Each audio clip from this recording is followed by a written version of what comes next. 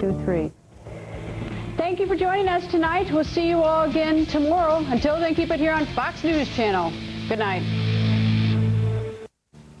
The O'Reilly Factor is on. Tonight, Bill Clinton lets President Bush have it over Katrina. We'll have no-spin analysis, and Dick Morris will weigh in. Cindy Sheehan threatens Hillary Clinton. Whoa! We'll play you the sound. George Clooney getting a lot of attention for his new film on Edward Murrow, but why am I getting dragged into it? And the wife of a child sex offender says her husband is being treated unfairly.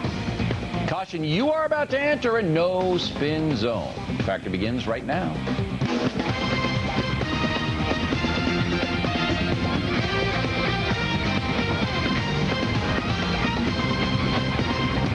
Hi, I'm Bill O'Reilly. Thank you for watching us tonight. More unbelievable propaganda in the wake of Katrina. That is the subject of this evening's Talking Points memo. You know, I'm in a rather uncomfortable position of having to defend President Bush, who's being battered by partisan propaganda over Katrina.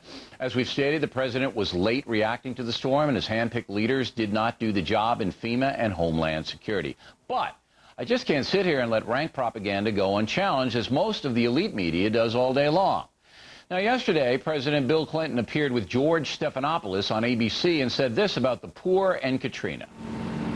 This is a matter of public policy, and whether it's race-based or not, if you give your tax cuts to the rich and hope everything works out all right and poverty goes up and it disproportionately affects black and brown people, that's a consequence of the action made. That's what they did in the 80s. That's what they've done in this decade. In the middle, we had a different policy. We concentrated tax cuts on lower-income working people and benefits to low-income people to help them move from welfare to work, and we moved 100 times as many people out of poverty. We know what works. And we had a program that was drastically reducing poverty, and they got rid of it. So, and they don't believe in it.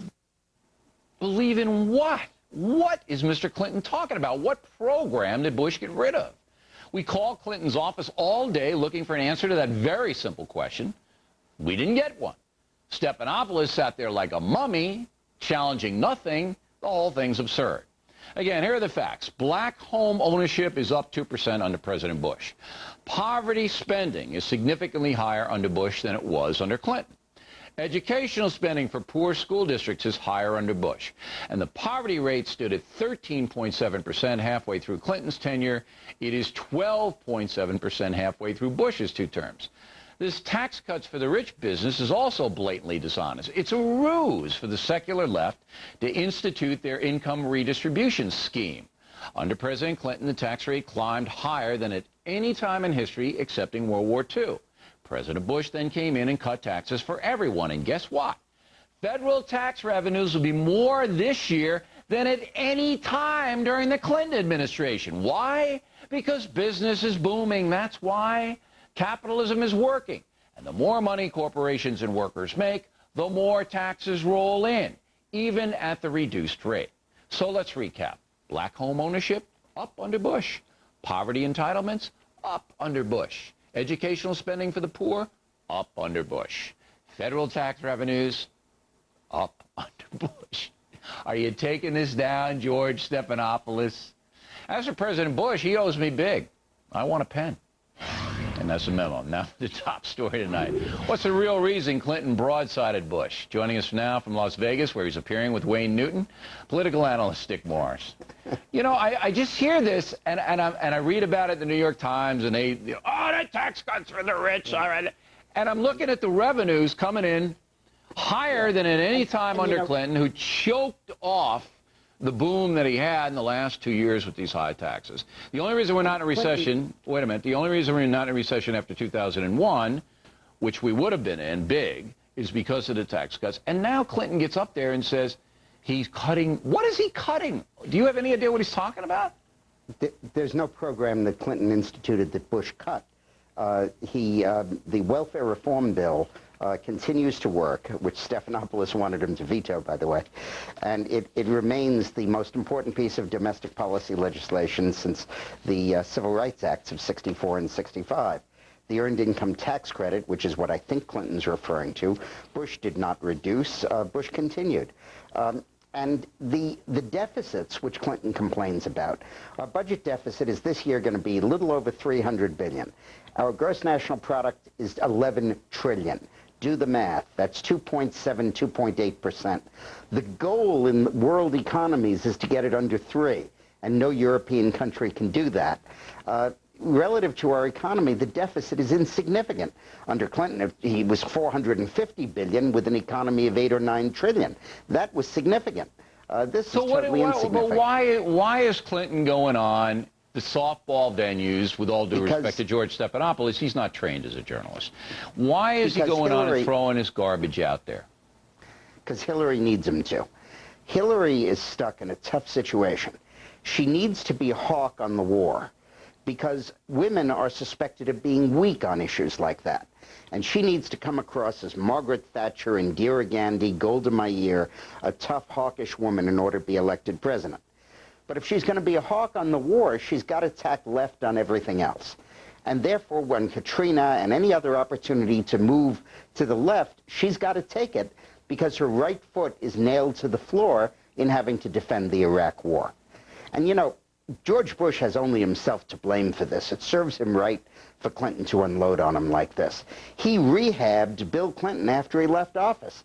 This was a guy who went out of office on a plea bargain, lost his law license for 5 years, pardoned everybody in the world in the last couple of hours of his administration, and was in disrepute.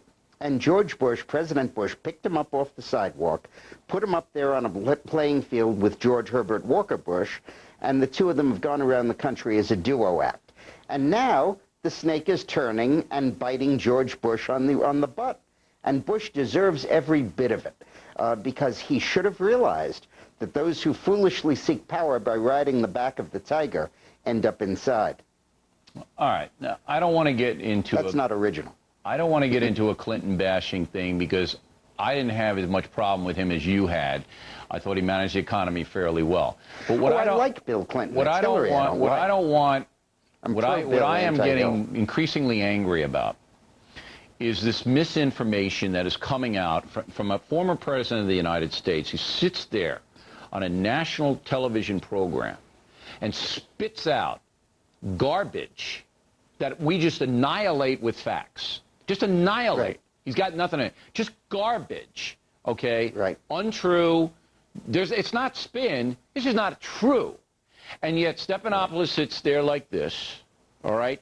The New York Times, which is the echo chamber of the Clintons, basically takes it steps further. If you read their editorial page and columnists today, you know, and I'm sitting there and I said, there is such a thing as truth, but it looks like it's just evaporating. I'll give you the last word.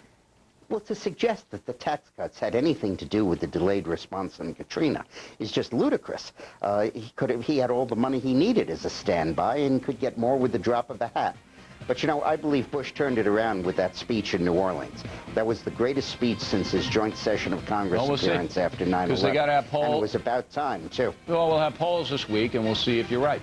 Hey, Dick, say hello to Wayne for me. Appreciate you coming on. I will. Next on the rundown, Cindy Sheehan attacks Hillary Clinton. Uh-oh. And later, the wife of the convicted child sex offender says her husband and her family being treated unfairly by society. Coming up. Talking Points is brought to you by Oracle. The Oracle Grid, a group of low-cost servers connected by Oracle software. Now, if a server fails, the grid just keeps running. The Oracle Grid runs faster, costs less, and never breaks.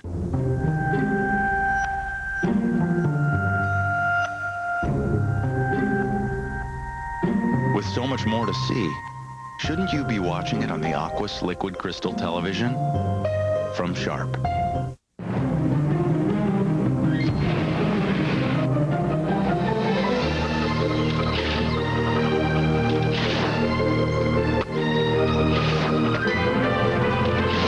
As a kid, I used technology to help people do better.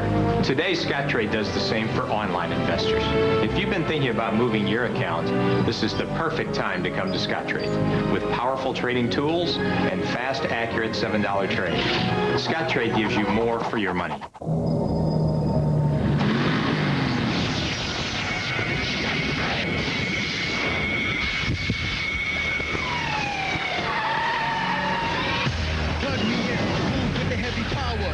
Lord Benny, dark shades, straight to Hemi. Run up the road, straight away, in control, the mastermind. Reach right past your mind. Mechanically built, speed design. The charging factor, you want to reach it? Unleash it. Soto and Partners. McPhee and Associates. This is Al. King Brokers. LP Construction. Hi. Now with free incoming plans from Sprint Business, it's easier to say yes when customers call. And with our buy one, get one free deal, you and your company can say yes. Sprint Business gives you free incoming calls from all phones, all networks, all the time. So you can make just about any place a workplace. Call 877-63-SPRINT or visit a Sprint or Nextel store today. Sprint Business. Yes, you can. Lunesta. People everywhere are discovering it. What are you waiting for? Talk to your doctor to see if Lunesta could make a difference for you. Come to Priceline now for the best deals on airfare. Name your own price and save up to $100 off other leading travel sites on each ticket you buy. That's it. Only at the new Priceline.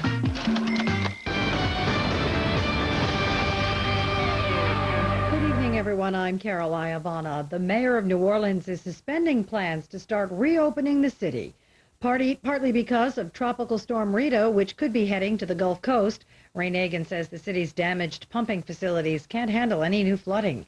Yesterday, he defended his plan to officials who said the city wasn't ready to reopen, regardless of Rita's path.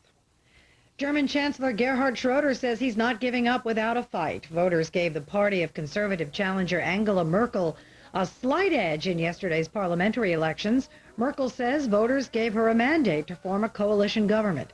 It could take weeks before any decision is made. An electrical outage hitting the UN today. Lights, elevators, and telephones all went down. It seems an electrical switching station in the building caught fire. But the UN says there's no reason to suspect foul play.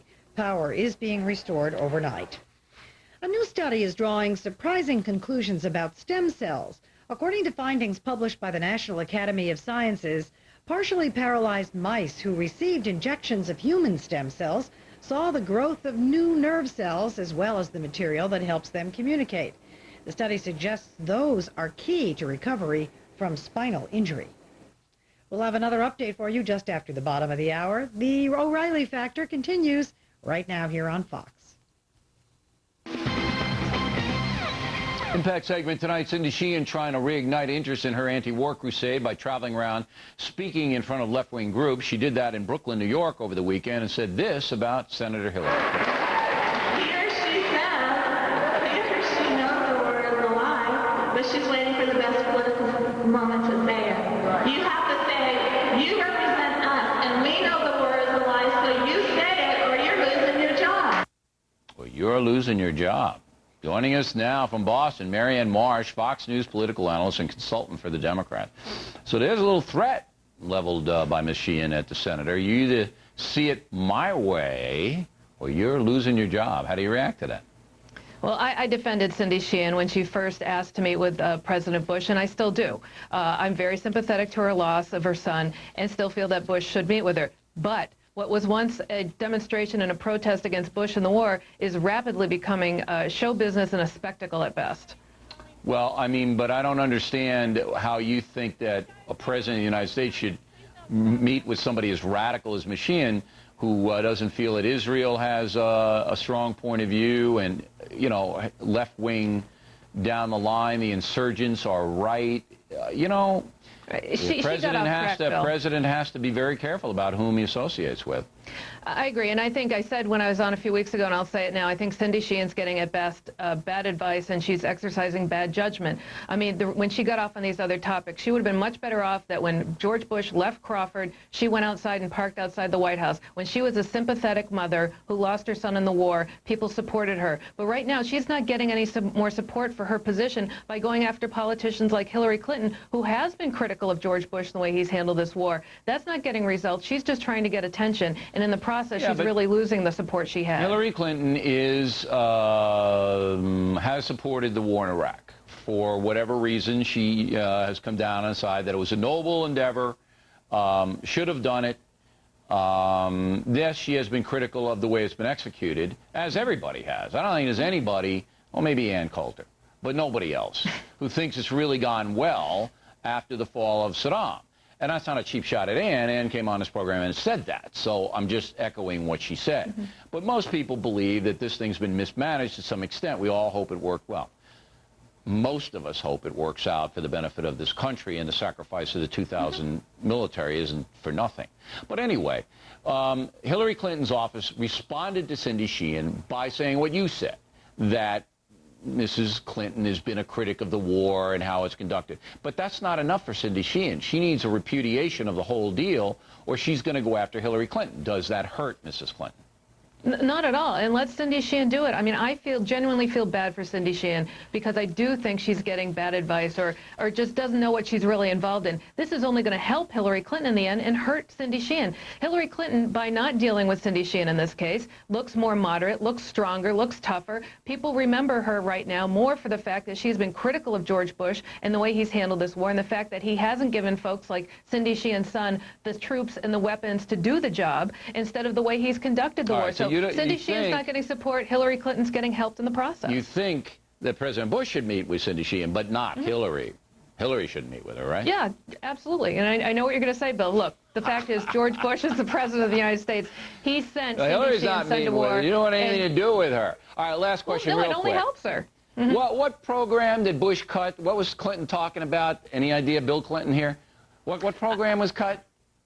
I don't know the specific program, Bill, but I will say this. I think you will see the cuts to pay for Katrina are probably going to be the same programs that helped a lot of the people who got hurt by this, and they'll get hurt in other parts of the country. Mary, you can go and have dinner with your nice Democratic friends, and they'll all like you. But you don't know what program it is. I don't know what program it is. Morris doesn't know what program it is, and Clinton's office won't tell us.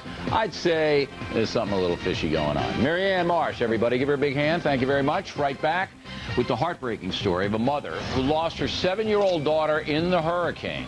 Don't miss this one, moments away.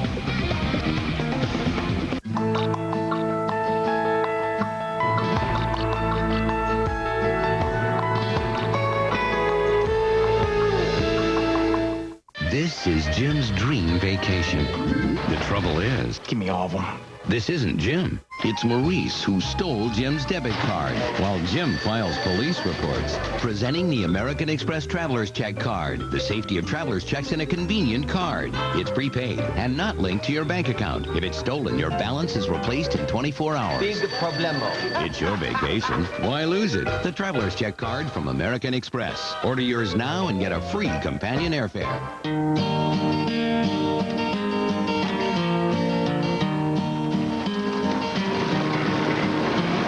For over 75 years, we've been sacrificing Volvos in the name of safety. Today, when it comes to style and design, we sacrifice nothing. Safety is a beautiful thing, especially when it's beautiful. The 2006 Volvos. Playing the guitar is like having a conversation. Me and B.B. King have a lot in common. I love to play. He has diabetes, I have diabetes. You got a girlfriend? We both play the blues. He doesn't like to wait for results, I don't like to wait. All done within 5 seconds. You just can't beat that. Results in just 5 seconds. Ask for One Touch Ultra. One touch changes everything. Maybe just try a couple of... Oh, Brett, look, I know you want to go to the sales conference, but I'm sending Trish because she thinks a little faster on her feet.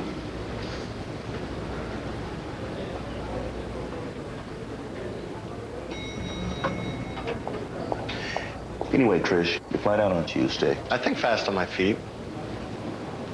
They chose you for a reason, and you chose Embassy Suites for a reason. Like our complimentary cook-to-order breakfast. Embassy Suites Hotels. Kitchen Caboodle and American Leather make it easy to have leather furniture custom-made and handcrafted to your specifications. Choose from more than 100 leathers and over 90 colors of ultra suede. It's the ultimate in fashion, performance, and innovation. It's American Leather at Kitchen Caboodle.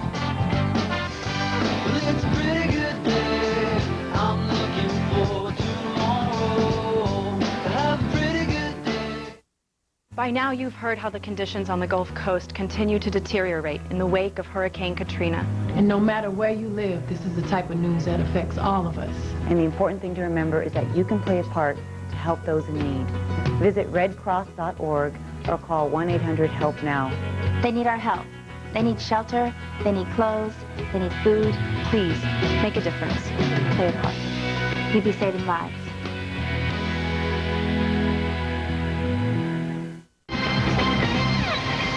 Personal story segment tonight. Dana Richardson sent her 7-year-old daughter Dontrell to be with her father in New Orleans before Katrina blew in.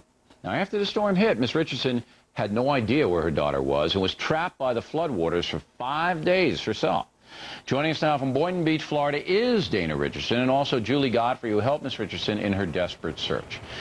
Miss Richardson, begin with you. You hear the hurricanes coming in, gonna hit, and you sent your daughter to be with your former husband. Why did you do that? Well, because I heard from the neighbor and also my mom when Bessie hit our section of New Orleans that it was really bad. So I didn't want to, take a chance in her being there, and I couldn't save myself and her as well. So why didn't you take your daughter and just evacuate, just leave town? Well, because we use public transportation to get around, so we actually had no way to leave. Okay, so you didn't have a car, you had no way out, about 100,000 people were in your predicament, so you decided to send your daughter over to your former husband. Then the storm hits, the floods come in, and what did you think happened to your daughter?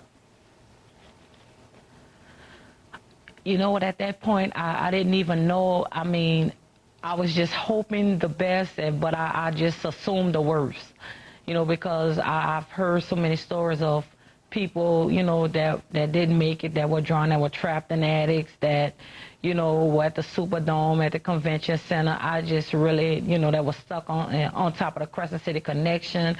I mean, all kind of thoughts were going through my head. Now, where were you at this time when the floods hit? We were at a neighbor's home right next door to ours that set much higher than our home, which was underwater. We sat there until the water subsided and we were able to get out to be transported by helicopter to the airport. All right, so even after 5 days, you still didn't know where Dontrell was. When did you learn she was alive? When did you learn that? I'm going to say maybe a week after I arrived at Palm Meadows. One of the volunteers there helped me to locate her in Dallas, Texas. Oh, she was in Dallas? Yes. How did they know that? How did you get that information that your 7-year-old daughter was in Dallas? Well, I lost my cell phone. My cell phone got lost down in New Orleans in the water, but I was still able to check the messages on the telephone, and he had left me several messages saying that they were okay and that they were at somewhere in Dallas, and he left a number. So I gave her the number, and she was able to track them down. Your former husband finally got in touch with you and said they were okay in Dallas, but it took a week. Now, Ms. Godfrey, then you entered the picture and got Miss Richardson and her daughter together. How did that happen? I met Dana on Saturday, September 10th, and I heard that she had a 7-year-old in Dallas. And when I heard that, it didn't take me too long to figure out that I had to get the 7-year-old to her mother. Well, how did you do that, madam? So I met with, simply because I can only imagine what's going through a 7-year-old No, I know why you do it, but now. how did you do it? You've got thousands of people. You've got people all over the place. You're in Florida. The little girl's in Dallas. Right. Miss Richardson's in Louisiana. How did you pull it all together? I met with my rabbi, and we found some people to help donate money, and I got in touch with the shelter in Dallas and spoke to a supervisor there to find out when she could be brought to the airport, and then I booked a flight for me to fly to Dallas, and meet Dontrell at the airport and then fly back Oh, to West Palm very with her. good. So how, maybe I missed this, maybe you said, how did you know that Miss Richardson and Dontrell were separated? Where did you hear that? Where did you see that? I was volunteering at the shelter on Saturday. When Dana and I met, we were organizing videotapes. So you guys met together, and where was the shelter? Yes. In Boynton Beach, Florida. Okay. So you made your way to Florida, Miss Richardson. You met Miss Godfrey. You told her about your situation. She then raised funds through her synagogue and flew to Dallas, brought the girl back. Excellent. That, you know, this is a perfect example of Americans working together over 3 states and a happy ending. And Dontrell's okay? She's doing fine? She's great. Yes, she is. All right. Well, we're very, very pleased you've been reunited. We hope you start a new life. Anything we can do, let us know. Ladies, thanks very much. Plenty more ahead as the Factor moves along this evening. The wife of a convicted child sex offender will be here. She says her husband and her family are under siege. And then, is George Clooney's new movie being used by the far left to slander people? We hope you stay tuned for those reports. For years, E-Trade stood outside, throwing stones at the financial establishment. Now that we've matured and offer everything from trading to banking, we're doing it from inside. Be extraordinary at eTrade.com. The Oracle Grid, a group of low-cost servers connected by Oracle software. Now, if a server fails, the grid just keeps running. The Oracle Grid runs faster, costs less, and never breaks. We started it, we're ending it. September 30th is your absolute last day to get Chevy employee pricing for everyone on most 05 and 06 full-size trucks. From the family of Chevy trucks, the most dependable, longest-lasting trucks on the road, and the #1 selling cars, trucks, and SUVs in America. Right now, get a 2006 Silverado 1500 regular cab WT for under $16,200. See your local Chevy dealer. There's something of Ireland in all of us. You can hear it in the echoes of ancient castles, in the proud words of warrior poets. You can see it in the smiles of countless new friends. And once you discover it, you'll always know that there's something of Ireland in all of us. Enjoy the warmth of the Irish welcome in cottages and castles. For great fall vacation packages from $459, visit us at shamrock.org or call 1-800-SHAMROCK. Hi, I'm Trace Brooks, and our family's been helping folks find their own special ranch properties since 1969. I'd like to introduce you to our newest ranch property, located just outside of Casper, Wyoming. For the first time, this scenic, unspoiled ranch is being sold in 40-acre ranch parcel from only $9.95 per acre. That's right, your own 40-acre ranch from only $9.95 per acre. We offer no qualifying, low-down, guaranteed financing. They won't last long, so give us a call at 877-LAND-WYO. That's 877-LAND-WYO. My name is Sarah, and I'm not an actress. I went through 2 or 3 years of not being able to sleep. I got great sheets, I had the perfect pillows. Nothing worked for me. I went to my doctor. She said, you know what, I'm going to give you a prescription for Ambien. I tried it that night, and it helped me get a good night's sleep. When you go that long without sleep, you have no idea what it's like when you finally get to sleep. I'm very happy I found Ambien. Prescription sleep aids are most often taken for 7 to 10 days as needed, or longer as advised by your doctor. Until you know how Ambien will affect you, you shouldn't drive or operate machinery. Side effects may include drowsiness, dizziness, and diarrhea. You shouldn't take it with alcohol. All sleep medicines carry some risk of dependency. Memory problems can usually be avoided by taking Ambien only when you can devote 7 to 8 hours to sleep. Talk to your doctor. Ambien works like a dream. Factor follow-up segment tonight, keeping tabs on child sexual offenders. As you know, the Factor is behind Jessica's law, which would mandate strict prison sentences for any adult committing sexual battery on a child. And all over the country, communities are passing laws that make life very, very difficult for sex offenders and their families. Joining us now from Orlando, Florida, is Joanne Pratt, the mother of 2 boys, 9 and 11. Ms. Pratt's husband served more than 2 years in prison for molesting a 12-year-old boy in New Jersey. All right. You are in a very difficult situation, madam, and we appreciate your courage in coming on the program. But to be married to a convicted child sex offender, you've got a stigma on you and your family. I feel very sorry for your sons. Is he the father of your sons, by the way? Is he the Yes, father? he is. Okay. He is the father of my children. I mean, it's just Correct. brutally hard.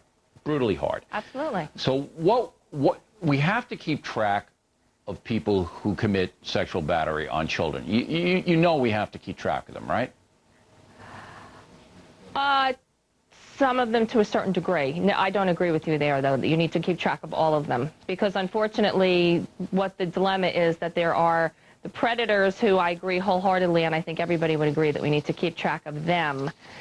But there's that's a small percentage of the sexual offenders that are out there. But the rest are nonviolent. how do you know that? How can you tell who's a predator and who isn't? I think that they've made great strides over the period of time from when this has first been recognized, that they have been able to rehabilitate these guys, and about 95% of them are non-violent offenders, and they're whoa.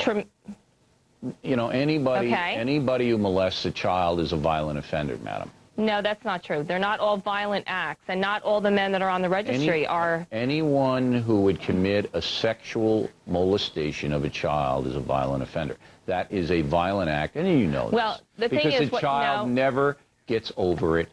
Okay, well, that I beg to differ on a couple of those issues, actually. But first of all, the men that are on the sex offender registry does not necessarily mean that they are on the registry, or the women that are on the registry is because they committed a violent or a non-violent act. They could have been arrested for peeing in public. I mean, that's what gets you on the registry. We're not talking about that. We're talking about a felony sexual battery on a child. In your case, your husband molested a 12-year-old boy. Right. And if you're going to tell me that's a non-violent offense, madam, I'm just going to say, well, you don't know what he did was not violent. No, I do know what I'm talking about. In fact,